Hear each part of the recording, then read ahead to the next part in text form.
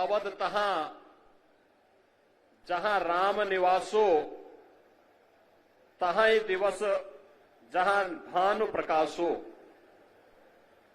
जो पे सिय राम बन जाही, अवध तुम्हार काज कुछ नाही। दीपोत्सव के इस अष्टम संस्करण कार्यक्रम में आज इस समारोह की शोभा बढ़ा रहे हैं अयोध्या धाम के हमारे सभी पूज्य संतों की उपस्थिति में आज जो एक कार्यक्रम यहां पर आयोजित हो रहा है। केंद्रीय मंत्री पर्यटन और संस्कृति मंत्रालय के मंत्री माननीय श्री गजेंद्र सिंह शेखावत जी, उत्तर प्रदेश सरकार में मंत्रिमंडल के मेरे वरिष्ठ सहयोगी उप मुख्यमंत्री श्री ब्रजेश पाठक जी, प्रभारी मंत्री अयोध्या श्री सूर्य प्रताप शाही जी, प्रदेश के जल शक्ति मंत्री श्री स्वतंत्र देव सिंह जी, पर्यटन और संस्कृति मंत्री श्री जयवीर सिंह जी, प्रदेश सरकार के मंत्री श्री सचित चंद्र शर्मा जी,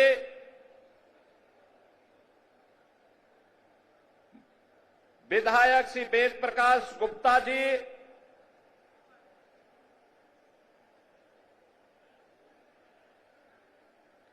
जिला पंचायत अध्यक्ष श्रीमती रोली सिंह जी, महापौर महंत ग्रीशपति त्रिपाठी जी, विधान परिषद सदस्य डॉक्टर हरिओम पांडे जी, माननीय विधायकगण, आज के इस समारोह में अपनी कृपा पूर्वक उपस्थिति के कारण इस समारोह की शोभा बढ़ा रहे जगतगुरु रामानुजाचार्य स्वामी राघवाचार्य जी महाराज, जगतगुरु रामानुजाचार्य स्वामी विश्वेश प्रपन्नाचार्य जी महाराज, जगतगुरु रामानुजाचार्य स्वामी श्री सिद्धराचार्य जी महाराज, जगतगुरु रामानंदाचार्य श्री राम दिनेशाचार्य जी महाराज, मणिराम दास छावनी के श्री महंत जी के कृपा पात्र महंत कमल नयन दास जी, बड़े भक्तमाल के श्री महंत अवधेश दास जी, श्री महंत राजकुमार दास जी, श्री महंत राम शरण दास जी महाराज, श्री महंत देवेंद्र प्रसादाचार्य जी,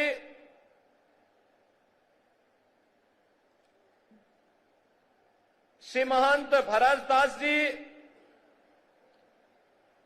श्री महंत धर्मदास जी, जगतगुरु श्री सतवा बाबा महामंडलेश्वर महंत संतोष दास जी, महंत रामदास जी महाराज, आज के इस कार्यक्रम में उपस्थित अयोध्या के हमारे सभी पूज्य संतजन, उपस्थित भक्तगण, प्रदेश सरकार के हमारे सभी वरिष्ठ अधिकारीगण और प्रदेश के अंदर जहां कहीं भी लोग इस आवाज को सुन रहे हैं, उन सबको भी मैं आज के इस ऐतिहासिक दिन की हृदय से बधाई देते हुए आप सबका मैं अभिनंदन करता हूं। बहनों और भाइयों, ये सचमुच हमारे लिए अत्यंत आह्लादित करने वाला क्षण है। याद करिए, आज से 8 वर्ष पूर्व ये 8वां संस्करण है दीपोत्सव का, और प्रथम संस्करण में जब हम लोग आए थे, राम कथा मंडप भी छोटा था, भीड़ में उत्साह था, लेकिन एक ही स्वर गूंजता था, और वह स्वर एक ही गूंज रहा था, एक ही नारा लग रहा था। वह नारा था, चाहे वह संतों की ओर से, चाहे वह भक्तों की ओर से, एक ही नारा था कि योगी जी एक काम करो, मंदिर का निर्माण करो। एक ही स्वर गूंज रहा था, और मैंने उनको उस समय कहा था, विश्वास करिए, विश्वास करिए, ये जो दीप आपके द्वारा जलाए जाएंगे केवल दीप नहीं है, ये सनातन धर्म का विश्वास है।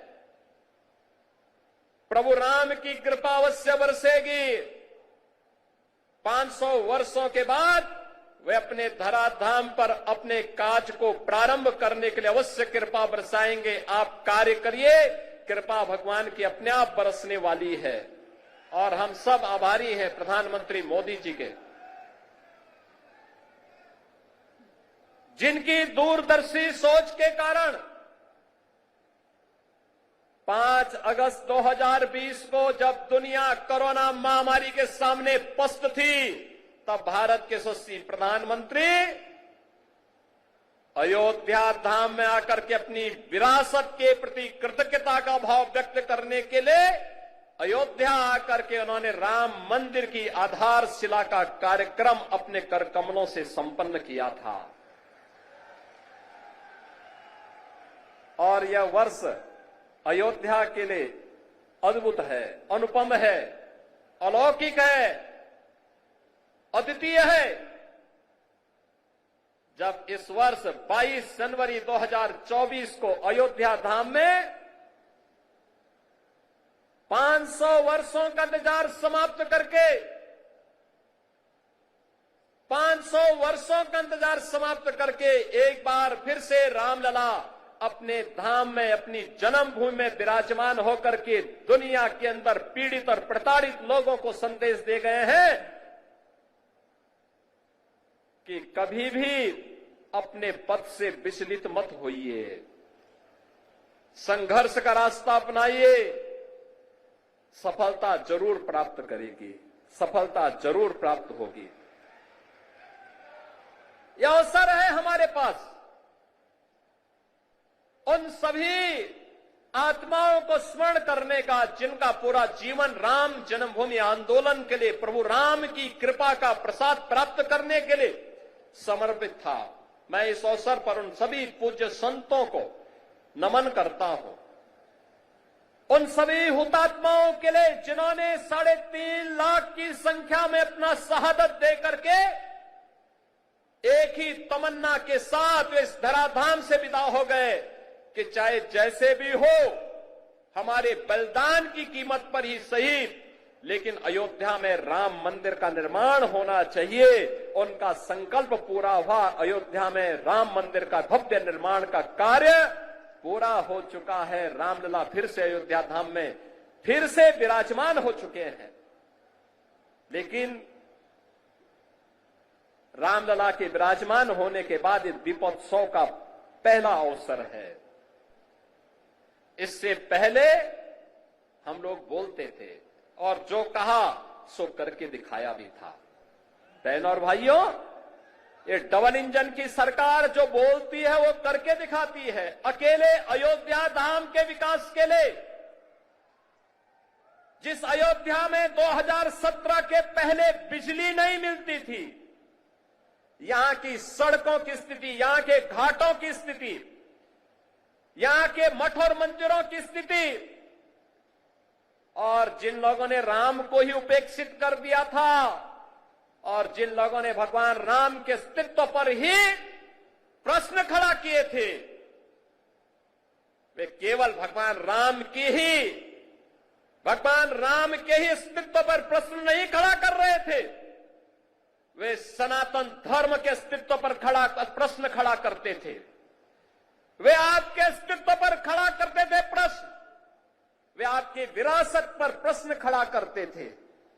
लेकिन कितना सदा सहता है हमारी, सदा सहता ही समझो, लेकिन आपकी सदा सहता विरोधी को कायरता नजर नहीं आनी चाहिए। और इसीलिए मैं कहने के लिए आया हूं आपसे आज, आपने 2017 के बाद जो भी कहा वह अयोध्या के अंदर हो करके रहा है। हम लोगों ने कहा था कि आपने कहा था 17 में कहा था, इसी मंच पर उस समय कहा था, पूज्य संतों की उपस्थिति में कहा था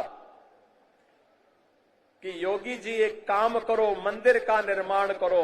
बहनों और भाइयों, मंदिर का निर्माण तो हो गया है, रामलला भी विराजमान हो गए। इसी मंच से मैंने और मेरे सहयोगियों ने भी और आदरणीय प्रधानमंत्री जी ने भी आपको कहा था, अयोध्या को दुनिया की सुंदरतम नगरी बनाएंगे। आज अयोध्या चमक रही है, दुनिया अयोध्या की ओर आ रही है। 31,000 करोड़ रुपए की लागत की परियोजनाएं या तो पूरी हो गई हैं या जिन पे कार्य युद्ध स्तर पर चल रहा है।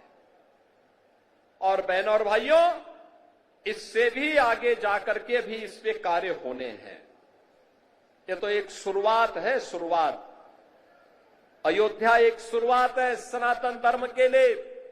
विरासत और विकास के प्रधानमंत्री मोदी जी के विजन को जमीनी धरातल पर उतारने के लिए, उस अभियान को वैश्विक मंच तक ले जाने के लिए आज काशी हमारी चमक रही है। भव्य और दिव्य काशी के दर्शन दुनिया कर रही है। आज हमारा अयोध्या धाम जो भी आता है, मैंने 22 जनवरी को दृश्य देखा है, 23 जनवरी को मैंने वह दृश्य देखा है, जब देश भर से आए हुए श्रद्धालु अयोध्या में भगवान राम के मंदिर का दर्शन करते थे। उनके आंखों में खुशी के आंसू थे। कोई पिलर को पकड़ करके आंसू बहाता था और कोई जमीन पे लेट करके भगवान को भी दंडवत करता था, उनके सामने शीश नवाता था, लेकिन अपने अश्रु बहा करके खुशियों को भी उजागर करता था। बहनों और भाइयों, वह सभी दृश्य मैंने अपनी आंखों के सामने अयोध्या के अंदर देखे हैं। और मैंने उन लोगों के भी काले कारनामे देखे हैं जिन्होंने राम भक्तों के लहू से अयोध्या को और सरयू मैया को लहूलुहान किया था। वह दृश्य भी हम लोगों ने अयोध्या के अंदर देखा है। और इसीलिए मैं आपको एहसास कराने के लिए आया हूं आज। हमने जो कहा, ये डबल इंजन की सरकार ने जो कहा था, वह तो करके दिखा दिया। अब अयोध्या की बारी है। अयोध्या को फिर से अपने आप को साबित करने की बारी है। और याद रखना, ये मां सीता की अग्नि परीक्षा बार बार नहीं होनी चाहिए। हमें इस अभिशाप से निकलना ही होगा। अयोध्या को भव्य और दिव्य रूप देना ही होगा। इसके लिए अयोध्यावासियों को एक बार फिर से आगे आना होगा। और इसी के लिए आज हम आपको एहसास कराने के लिए आए हैं। ये जो कार्यक्रम इतनी भव्य रूप में यहां पर आयोजित हो रहे हैं, ये जो स्वरूप है अयोध्या का, ये बदलावा स्वरूप आज दुनिया को अपनी ओर आकर्षित कर रहा है। कोई सोचता था अयोध्या में 4 लेन की सड़कें होंगी, धर्म पथ के नाम पर होंगी, राम पथ के नाम पर होंगी, भक्ति पथ के नाम पर होंगी, जन्म भूमि पथ के नाम पर होंगी। कोई जानता था इतने फ्लाईओवर अयोध्या के अंदर बनेंगे? कोई कभी कल्पना करता था कि अयोध्या, जहां 4 घंटे 5 घंटे बिजली नहीं मिलती थी, जो लोग आपको बिजली के लिए तरसाते थे, सड़ी हुई गर्मी में तरसने के लिए छोड़ देते थे, वे भी आज राम की दुहाई दे रहे हैं। जो लोग राम जी की पेड़ी में सड़े हुए जल में आपको स्नान करने के लिए मजबूर कर देते थे, वे भी आज अयोध्या आकर के अपना ताल ठोकना चाहते हैं, लेकिन हम लोगों ने तो राम जी की पेड़ी को ऐसा बना दिया, एक तरफ से आज पानी आता है और दूसरी ओर निकल जाता है। ऐसे लगता है जैसे हरिद्वार की राम जी की पेड़ी आज हर जी की पेड़ी बनकर के यहां के भक्तों को तार रही हो। आज अयोध्या को देश की पहली सोलर सिटी बना दिया गया है। और याद करिए, हजारों वर्ष पहले भगवान राम पुष्पक विमान से अयोध्या आए थे और तब से अयोध्या में फिर से विमान नहीं उतर पाया था। बहन और भाइयों, मोदी जी की कृपा से अयोध्या इस अवसाद से मुक्त हुआ। अयोध्या में इंटरनेशनल एयरपोर्ट बना, पूरे देश की कनेक्टिविटी अयोध्या के साथ जुड़ी।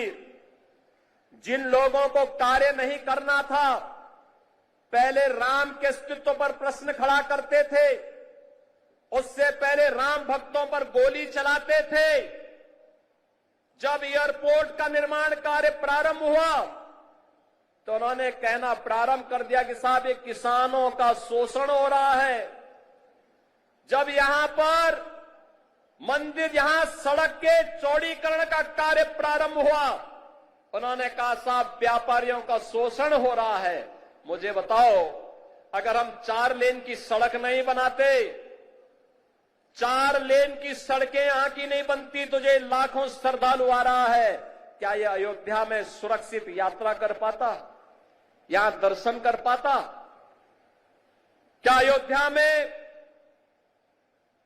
इतना इंफ्रास्ट्रक्चर आजादी के बाद जिन लोगों ने प्रदेश में और देश में शासन किया, उन्होंने क्या इस प्रकार का इंफ्रास्ट्रक्चर दिया था क्या कि यहां पर लाखों श्रद्धालु आकर के दर्शन कर पाता?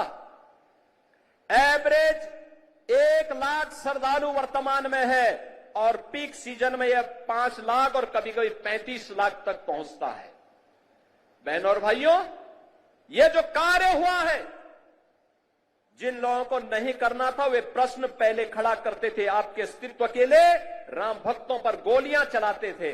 और आज जब विकास हो रहा है तो विकास में किसी प्रकार से बैरियर बनना है, लेकिन अयोध्या को छेड़े बगैर हम लोग इन बैरियर्स को भी हटा रहे हैं। ये बैरियर भी हट रहे हैं, ऐसे ही हट रहे हैं जैसे उत्तर प्रदेश को माफिया से मुक्त करके उत्तर प्रदेश को एक सुरक्षित प्रदेश बनाया गया है। सनातन धर्म के बैरियर को भी, सनातन धर्म के मार्ग के बैरियर भी हटाने हैं। जो लोग सनातन धर्म पर बार बार प्रश्न खड़ा करते हैं, उनको मैं बोलना चाहता हूं, सनातन धर्म ने कभी किसी का अहित नहीं किया, किसी का अहित नहीं किया, सबको गले से लगाया। दुनिया की कोई ऐसी जाति, कोई ऐसा मत, संप्रदाय, सेक्ट नहीं जिसकी विपत्ति के समय सनातन धर्मावलंबियों ने उन्हें शरण देकर के फलने फूलने आगे बढ़ने का अवसर न दिया हो। विश्व मानवता आज भी इसके प्रति कृतज्ञता ज्ञापित करती है, लेकिन इस सेकुलरिज्म के नाम पर राजनीति करने वाले लोग आज सनातन धर्म पर कुठाराघात करके न केवल सनातन धर्म और भारत की आत्मा को लौलुहान करने का कार्य कर रहे हैं, बल्कि इसके नाम पर भारत के अंदर आतंकवाद और नक्सलवाद को लोग बढ़ाना चाहते हैं। क्या नक्सलवाद और आतंकवाद को हम बढ़ावा देना देंगे? फिर भगवान राम के 14 वर्षों के वनवास का परिणाम क्या है? और फिर बजरंगबली का मतलब क्या है? राम काज कीने बिनु मोहि कहां विश्राम। और हम लोग भी विश्राम नहीं लेने वाले हैं तब तक जब तक कि सनातन धर्म के मार्ग में जितने भी रोड़े हैं, जब तक इनको नामो निशान इनको समाप्त न कर दिया जाए। जो भी मानवता के मार्ग में, विकास के मार्ग में बैरियर बनेगा, उसकी वही दुर्गति होनी है जो उत्तर प्रदेश के माफियाओं की हुई है। और बहनों और भाइयों, अब अयोध्या से मैं यही कहना चाहता हूं कि अवसर है हम सब के लिए। अवधपुरी तो आज खुश है। अवधपुरी को उल्लास और उमंग के साथ जुड़ने की आवश्यकता है। और आज का दिन तो ये दीपोत्सव तो अयोध्या की देन है। देश और दुनिया में दीपोत्सव के आयोजन जहां कहीं भी होते हैं, त्रेता युग में उसकी शुरुआत इसी अयोध्या से हुई थी, इसी अयोध्या धाम से हुई थी। उसी स्मृति को जीवंत बनाए रखने के लिए हम लोगों ने इस कार्यक्रम को आगे बढ़ाया है। और उसी स्मृति को जीवंत बनाए रखने के लिए तुलसीदास जी ने भी कहा कि अवधपुरी प्रभु आवत जानी, वही सकल शोभा के खाने। यानी आज प्रभु आए हैं और यहां पर तो 22 जनवरी 2024 को प्रधानमंत्री मोदी जी के कर कमलों से जब रामलला का विराजमान हुआ था, अयोध्या धाम उसी प्रकार से जगमगा रहा था। और अयोध्या धाम ही नहीं, दुनिया के अंदर जहां कहीं भी सनातन धर्मावलंबी था, वह सर्वत्र सर्वत्र इसकी प्रशंसा हो रही थी, हर्षोल्लास के गान हो रहे थे, सर्वत्र लोग नतमस्तक थे इस बात को लेकर के कि वास्तव में भारत ने अपने लोकतंत्र की ताकत का एहसास दुनिया को कराया है। न्यायपालिका का फैसला, एक मजबूत सरकार कैसे उसको मजबूत तरीके के साथ शांतिपूर्ण और सौहार्दपूर्ण तरीके से जमीनी धरातल पर उतारती है। अयोध्या में राम मंदिर का निर्माण और रामलला का विराजमान होना इसका एक अप्रतिम उदाहरण है। और इसलिए यह कार्य यहां पे हो चुका है क्योंकि प्रभु ने स्वयं कहा है। अयोध्याम के बारे में तो भगवान राम ने स्वयं कहा है कि यद्यपि सब वैकुंठ बखाना, वेद पुराण विदित जुग जाना, अवधपुरी सम प्रिय नहीं सोहू, यह प्रसंग जानहि को। यानी उन्होंने कहा है कि यद्यपि सबने वैकुंठ की बहुत बड़ाई की है, यह वेद पुराणों में प्रसिद्ध भी है और दुनिया भी इसको जानती है, परंतु अवधपुरी के समान मुझे वह भी प्रिय नहीं, यह बात बिरले ही जानते हैं। क्योंकि जन्म भूमि मम पुरी सुहावनी, उत्तर दिशि बह सरजू पावनी। क्योंकि यह सुहावनी पुरी मेरी जन्म भूमि है। आप याद करिए, यह रामायण कहता है, यह हमारा रामचरितमानस कहता है, लेकिन जो लोग राम के अस्तित्व पर प्रश्न खड़ा करते थे, इन जन्मान द्वंद्वों को कभी ये दिखाई नहीं दे रहा था। ये राम के अस्तित्व पर प्रश्न खड़ा करते थे, कहते थे कि क्या अयोध्या में ही राम ने जन्म लिया है। ये प्रश्न खड़ा करते थे। ये प्रश्न केवल राम के लिए नहीं था, इस सनातन धर्म के लिए था, आपके लिए था, आपकी विरासत के लिए था, आपके पूर्वजों के लिए था। और तब भी हम मौन बने रहे। अति प्रिय मोही यहां के बासी, मम धामदा पुरी सुख राशि। बहनों और भाइयों, अब तो रामलला विराजमान हो चुके हैं और मैं आप सबसे आह्वान करूंगा, अब अवसर है। मोदी जी ने 2014 में देश के अंदर प्रभु राम के राम राज्य के अनुसार देश की शासन व्यवस्था का संचालन करना प्रारंभ कर दिया है। आपने देखा होगा, कल ही प्रधानमंत्री मोदी जी ने 70 वर्ष से ऊपर के प्रत्येक बुजुर्ग के लिए 5 लाख रुपए की आयुष्मान भारत की स्वास्थ्य बीमा की व्यवस्था को भी जारी किया है। यानी सबको स्वस्थ रखने के लिए मुफ्त में 5 लाख का एक कार्ड हर 70 वर्ष से ऊपर के बुजुर्ग को प्राप्त हो जाएगा। वे कहीं भी इम्पैनल हॉस्पिटल में जाकर के अपना उपचार करा सकता है। आप अनुमान करिए कि 2014 के बाद से कितना परिवर्तन हुआ। 4 करोड़ गरीबों के मकान बन गए, 12 करोड़ गरीबों के घर में शौचालय बन गए, 10 करोड़ गरीबों के घर में एक एक रसोई गैस का सिलेंडर मिल गया।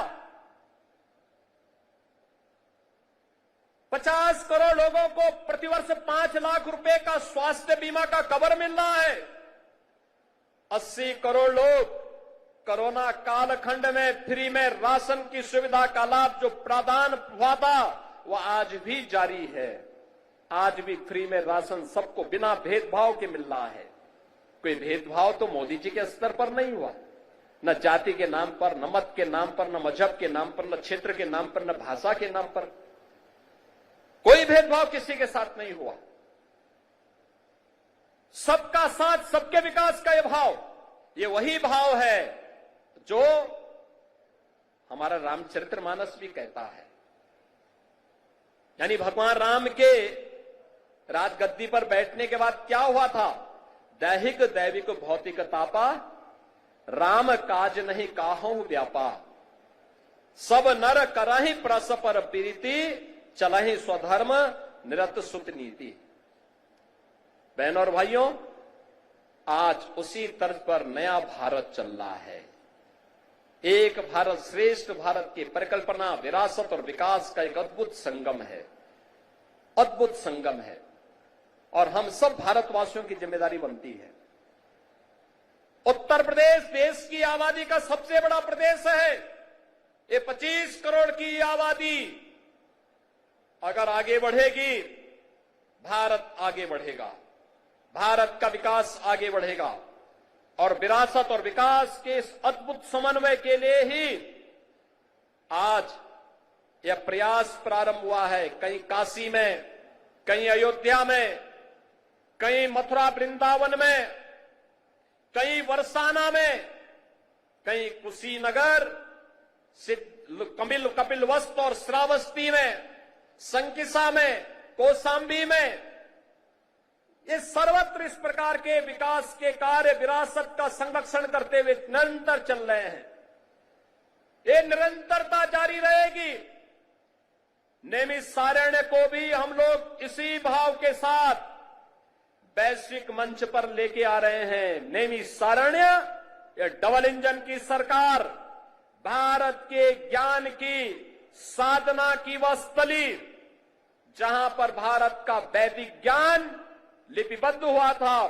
88,000 ऋषियों ने कई वर्षों की साधना के बाद उसे लिपिबद्ध करने का काम किया था।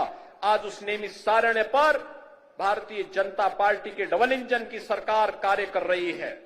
और वहां के साथ ही सुख तीर्थ, कोई भी भागवतकार तब तक कथा व्यास नहीं बन सकता जब तक कि सुख तीर्थ में जाकर के अपनी कथा का वाचन न कर ले। आज उस सुख तीर्थ के विकास का कार्य हो रहा है। नमामि गंगे में विरल गंगा, निर्मल गंगा का काम हो रहा है। हर घर नल की योजना के माध्यम से हर घर में शुद्ध पेयजल उपलब्ध करवाने का कार्य भी हो रहा है। बहनों और भाइयों, स्वास्थ्य के लिए, शिक्षा के लिए, विकास के लिए, रोजगार के लिए और सुरक्षा के लिए तो कहना ही क्या है। बड़े बड़े गुंडे और दुर्दांत माफियाओं के ऊपर जब बजरंग बली की गदा चलती है ना, तो वे भी वैसे ही तड़पते हैं जैसे खर और दूषण तड़पते हुए मारे गए थे। और इसलिए बहनों और भाइयों, हम सबका संकल्प होना चाहिए। ये शुरुआत है, शुरुआत, और इस शुरुआत को मंजिल तक पहुंचाना है। मंजिल का लक्ष्य प्रधानमंत्री मोदी जी ने आप सबके सामने दिया है। और मंजिल का लक्ष्य है 2047 में जब ये देश अपनी आजादी का शताब्दी महोत्सव मनाए, तब कैसा भारत हो। जैसे अयोध्या है ऐसे ही काशी में भी दिखना चाहिए, ऐसे ही मथुरा में भी दिखना चाहिए। बोले वृंदावन बिहारी लाल के। और ऐसे ही काशी में भी हो। हर हर महादेव के गुंजायमान से काशी बाबा विश्वनाथ धाम भी गूंजना चाहिए। विकास सर्वत्र हो। आदि दैविक, आदि भौतिक और आध्यात्मिक किसी प्रकार के दुख और दरिद्रता के लिए कोई जगह न हो। ये नया भारत उस दिशा में मजबूती के साथ कदम उठा रहा है। और उसी का आह्वान करने के लिए आज मैं आपके पास आया हूं कि प्रभु की कृपा। और मैं सचमुच समझता था कि मैं एक बात देख रहा था कि कैसे होगा जिस दीपोत्सव के कार्यक्रम को दुनिया की सदी की सबसे बड़ी महामारी कोरोना नहीं रोक पाई, इस बार कैसे होगा? प्रभु ने अपनी लीला दिखाई। इस बार भी हम सब यहां पर उपस्थित हो गए और इस बार तो श्रृंगवेरपुर में भी यह कार्यक्रम आयोजित होने जा रहा है। अभी यहां पे हमारे डिप्टी सीएम श्री केशव प्रसाद मौर्य जी भगवान राम को वहां रिसीव करके भरत मिलाप के कार्यक्रम में माल्यार्पण करके सीधे श्रृंगवेरपुर गए हैं। श्रृंगवेरपुर में भगवान राम और निषाद राज के मैत्री का मिलन का संगम स्थल, यहां का जो हमारा रेन बसेरा बन रहा है वह निषाद राज के ही नाम पर बन रहा है, बन करके तैयार हो चुका है और एयरपोर्ट का नामकरण महर्षि वाल्मीकि के नाम पर हो चुका है। पहले ही महर्षि वाल्मीकि के प्रति कृतज्ञता ज्ञापित की गई। बहनों और भाइयों, 2025 का वर्ष हमारे लिए महत्वपूर्ण है। प्रयागराज में महाकुंभ का आयोजन होने जा रहा है। करोड़ों श्रद्धालु आएंगे, देश और दुनिया से आएंगे। उन करोड़ों श्रद्धालुओं के लिए अयोध्या धाम को आपको तैयार करना होगा। आतिथ्य का अद्भुत उदाहरण उत्तर प्रदेश वासियों को, देशवासियों को प्रस्तुत करना है और आज उसी का आह्वान करने के लिए आया हूं। मैं आपको आश्वस्त करना चाहता हूं इस बात के लिए, विरासत और विकास का जो कार्यक्रम प्रधानमंत्री मोदी जी के नेतृत्व में प्रारंभ हुआ है, ये उत्तर प्रदेश में रुकने नहीं पाएगा, डिगने नहीं पाएगा।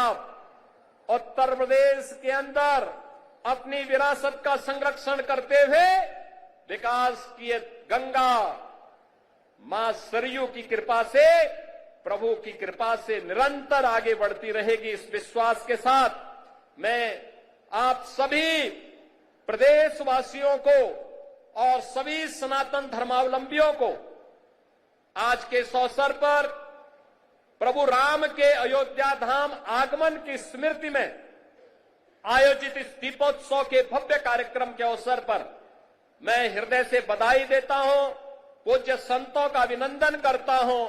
हमारे अतिथि के रूप में यहां पर भारत सरकार के पर्यटन और संस्कृति मंत्री माननीय श्री गजेंद्र सिंह शेखावत जी, जिन्होंने अयोध्या के विकास के लिए भी, नेमिस के विकास के लिए भी और प्रयागराज के विकास के लिए भी कल ही उस कार्य योजना को अपनी स्वीकृति दी है कि पर्यटन विकास के और भी कार्य होने चाहिए उत्तर प्रदेश के अंदर। उन सब के लिए, ब्रिज क्षेत्र के लिए भी अपनी सहमति दी है। आज स्वयं इस दीपोत्सव कार्यक्रम में हमारे मुख्य अतिथि के रूप में यहां पर उपस्थित हुए हैं। मैं उनका, आप सभी श्रद्धालु जनों का हृदय से अभिनंदन करता हूं। आज यहां पर हम लोग अभी राम जी की पेड़ी में आप पूज्य संत जन और श्रद्धालु जन जाएंगे। याद रखना, हमारी सबसे बड़ी ताकत है अनुशासन। उत्साह होगा लेकिन अनुशासन के दायरे में होगा। वह अनुशासन दिखना चाहिए।